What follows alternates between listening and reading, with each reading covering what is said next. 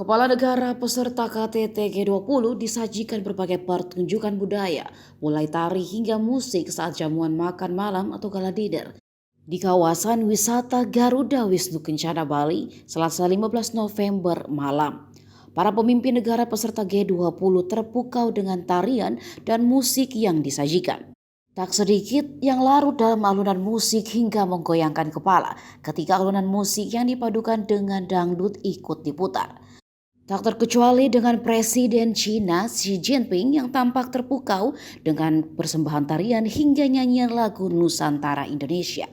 Bahkan di saat acara sudah berakhir, tampak Xi Jinping mendatangi Presiden Jokowi dan mengangkat kedua tangannya seolah mengatakan dirinya takjub dengan pertunjukan tersebut. Presiden Jokowi pun juga mengucapkan terima kasih seraya sedikit membungkuk atas rasa kekaguman kepala negara sahabat itu. Beberapa kepala negara lainnya seperti Perdana Menteri India dan Amerika Serikat juga bahkan sampai bertanya pada Wisnu Tama yang dipercayai menjadi sosok di balik megahnya pertunjukan malam tadi.